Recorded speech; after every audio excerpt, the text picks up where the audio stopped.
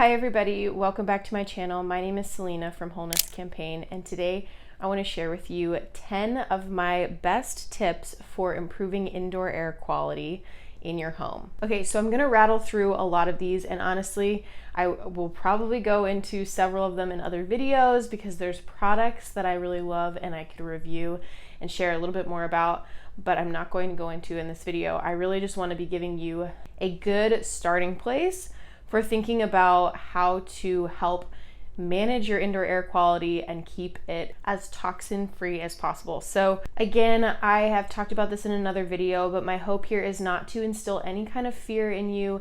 It's not to get you super obsessed with one part or portion of your health or your non-toxic healing journey. My hope is to give you a launching pad to really loving and taking care of your body and your home in a way that's manageable, in a way that is stress-free and gives you some guidance and direction in an area that I definitely think there has been a lot of fear mongering. So hopefully we can put some of that at ease. Okay, so my first tip is going to be to invest in an air purifier. Now there are so many different kinds of air purifiers. There's a broad range of air purifiers and how they can actually work and what they work on and whether they address VOCs or mold or other kinds of toxins. Pretty much in this area, what you're going to need to know is that what you pay for is what you're going to get. If you can only manage to pay for a small, cheap $30 HEPA air filter from Walmart, I would say go for it. But if you can invest a little bit more money into it, it is going to be worth it. Be sure to watch out for air filters that do distribute ozone into the air as a way of purifying the air, because that can be a little bit more toxic. And it definitely does clean the air, but it also can be kind of harmful to your health. So watch out for ozone. But besides that, if you're getting any kind of HEPA air filter on the cheaper end, I will put an example of that in the description box below. There are also much more expensive brands out there that do filter really, really effectively and have actually changed a lot of different symptoms and things for me and my health in the home that we're living in right now. And so I would recommend, if you can save towards it, this is probably the biggest tip I have because it can make the most impact. Now, number 2 is a dehumidifier. So you should definitely be paying attention to the humidity in your home. This is because humidity controls mold growth. Mold thrives in moist environments. That's why it is a lot harder if you live in Florida or any kind of hot and humid place. I'm sorry to say, but it's just important that you're aware of it, because if you're aware of it, then you can have power over it. And so, this could be anything from a portable unit to a whole house dehumidifying system, but it is going to be really helpful if you are paying attention to the humidity, maybe putting a couple thermostats throughout your home, maybe your garage, to make sure that the humidity levels are not at levels that mold is susceptible to grow in. Particularly, I believe it's above 50% humidity is when you want to start doing things to make sure that humidity goes down.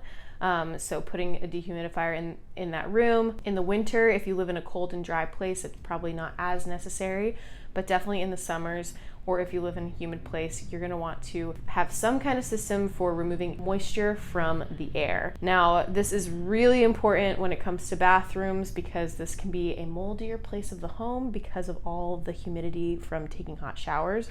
And I could probably do a whole video on how to control humidity and make sure that your bathroom is a safe environment. But for now, I would just say make sure that there is some kind of dehumidifying system, especially in that bathroom. Moving on, number 3 is going to be to focus on natural fibers. So natural fibers are like cotton, wool, jute would be a natural fiber, pure leather, so probably not what I'm sitting on right now, but actual, real, genuine leather that's been stained with non-toxic things. Anything that is naturally found in nature.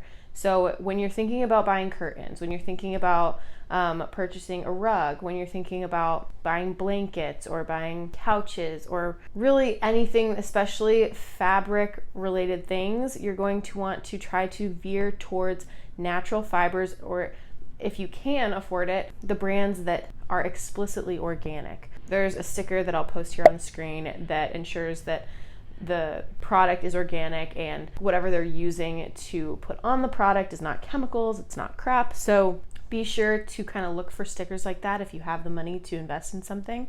But the more synthetic materials you add into your environment, the more we've got off-gassing of toxic chemicals, whether it's, the chemicals that were put on the product when they were in the warehouses and manufacturing processes or shipping, or if the actual fiber itself, like a polyester or polyurethane, is actually itself toxic. Watching out for the more synthetic fibers makes sure that your air quality is actually a lot better because you're not polluting your air with things that off-gas toxins. So sticking to those natural fibers. My fourth tip is to not bring chemicals into the house. And I think I've shared about this in other videos. I have a whole series on how to avoid chemicals in your personal care products and household products, all those kinds of things. But the more chemicals you bring into your environment, the more there's opportunity for off-gassing. And at this point, our house is so chemical free that if somebody brings in a chemical or if somebody wears in a perfume, that we will smell it, and we will actually probably smell it for a while after that person is here or that thing has had time to off-gas. So I think getting to the point where your environment is so neutral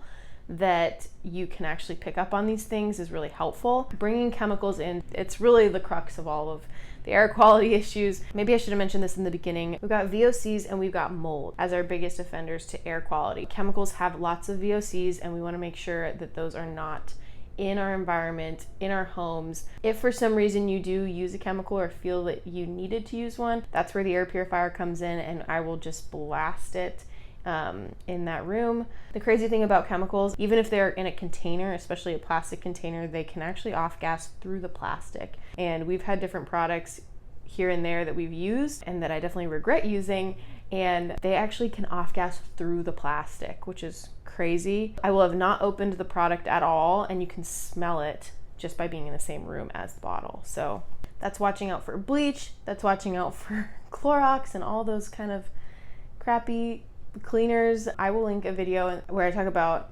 non-toxic cleaning products and things that you can use to replace those, but definitely avoiding chemicals is going to be a good deal.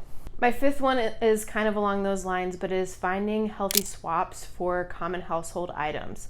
So if you are used to using bleach, you may want to switch to something like vinegar, or laying your clothes out in the sun if you are looking for some kind of whitening. There are a host of other kinds of cleaning products that you can use for bathrooms that are in place of bleach. And there are tons of different brands now on the market that you can swap out for cleaning products. So finding those swaps, whether it's your bathroom, your personal care products, anything that kind of off-gasses the scent, anything that's got fragrance or parfum in the description, you're just going to want to try to avoid it because it's going to affect the air quality. My sixth tip here is to keep a clean space. Now, this can be kind of underrated, I feel like, when you're talking about non-toxic living, but making sure that your space is actually clean. Opening up windows is a really good idea when you can. But dust can accumulate a lot in a home, especially if you have some kind of central heating or cooling system. There's just dust constantly being blown around. So making sure that you're getting your HVAC system cleaned once a year. I would probably say your furnace and your vents cleaned. Really good way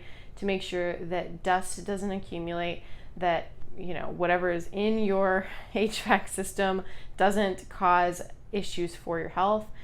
We actually put in a bipolar ionizer, so it doesn't release very large amounts of ozone, but a bipolar ionizer in our HVAC system that actually will grab positively charged ions and weigh them down. And so it actually helps to purify the air from the whole HVAC system. But making sure that you're getting that cleaned, making sure that you're cleaning these kind of random dusty spots all around your house that get really gross over time is a good way to kind of keep up with the air quality in your house, because believe it or not, that dust can affect a lot of different things, and different things grow in that dust, like molds and bacteria. It doesn't mean that your house has to be perfectly spotless all the time, but if you can develop some kind of routine around cleaning your house, it's going to help your indoor air quality a lot. A great swap for bleach is actually Force of Nature, which I'll link in the description box below, but it is basically a glorified vinegar, but it does really work on killing things fast and actually is completely safe and non-toxic and does not affect your air quality in poor ways at all. Number 7 is to watch for the off-gassing that happens in furniture. So making sure that the furniture you're bringing into your home is not either A, moldy, or B, just new and full of chemicals. My tip here for furniture is to buy organic if you can, and if you can't, I would really encourage you to buy used. And when it comes to buying used, making sure that you're actually cleaning and really disinfecting the product before it comes into your house, because that's where the mold can kind of come in. There's a lot of cross contaminating that can happen in homes, and don't get super obsessed with it, but if you can clean the product before it comes in, that's really going to be good. Buying used is going to ensure that it's actually off-gassed in somebody else's house or another place, so you're not actually breathing in all of that fresh off-gassing, and you're avoiding some of those chemicals that just generally can get released into your environment. My 8th tip here is kind of along those lines, but is to wash things as you buy them. So when you buy a new blanket, even if it is a 100% cotton blanket, believe it or not, these things can get sprayed with things unless it's like explicitly not sprayed with chemicals. If you're buying something that's even a natural fiber, they are also most of the time treating these things with something in the manufacturing process. And so as much as you can, just thinking about cleaning things before you wear them, cleaning things before you use them. As you bring it into the house, just clean it. It doesn't have to be super crazy and you don't have to be stressed about it, but recognizing that the manufacturing of a lot of products makes things a little bit more prone to off-gassing certain chemicals. So I don't know if you've ever opened up an Amazon package of towels, for example, which I totally have recently, and it just smells like disgusting, like it smells like chemicals. You can tell that it was sprayed with something in the manufacturing process, but really all it took was me washing in the washing machine once, maybe putting a little bit of vinegar in there that can help actually neutralize chemicals, and afterwards it smelled completely fine, at least to my standard. And I'm not necessarily looking for perfection when I get something that's a little bit cheaper for some kind of random purpose, but it does just help to wash them. So my 9th tip here is going to be to use a HEPA vacuum. So making sure that whatever vacuum you have is a HEPA vacuum. A HEPA vacuum will filter everything that comes in through a HEPA filter, and it is not just blowing dust around. I don't know if you've ever vacuumed somewhere, but when you kind of feel like you can smell all of the dust that's kind of coming up, believe it or not, vacuuming can actually be kind of a toxic thing if it's not a high quality vacuum, or the vacuum is not actually being filtered and it's just kind of blowing out what's coming in to some degree. So if you're looking to improve your air quality and you're actually looking to be able to vacuum and clean things in your house that maybe actually are toxic or have had dust build up, a really good way to do this is to find a vacuum cleaner that is a HEPA filter vacuum cleaner. So I will link a couple in the description box below. I actually have my Ion one that is HEPA certified, and then I also own one that is a HEPA filter, and they are a little bit more expensive, but you guys, they're definitely worth not having as much dust in your space and making sure that the vacuuming is actually effective vacuuming, because it's not always the case. My 10th tip, and this is an easy one, you guys, is just to take your shoes off as you get into the house. Taking your shoes off just makes sure that you are not letting in all of the gravel and the tar from outside and letting it just walk all over your floors and then kind of off gas into the environment. It helps keep your house clean. It helps keep you safe. You really don't have to be nitty gritty about it. I'm not always perfect about it, but if you kind of make it a general rule to have people take their shoes off, you are actually helping the air quality by doing that, and it's a good way to keep your house smelling a little bit nicer. So I hope this video was helpful. This is just a starting point. It's a launching pad. I will definitely go into other videos on this, but if you have any questions, please leave them in the comments below, and please like and subscribe to my channel. It is my passion to walk alongside people as they heal and grow. It inspires me and hopefully brings encouragement to you. Thanks for watching.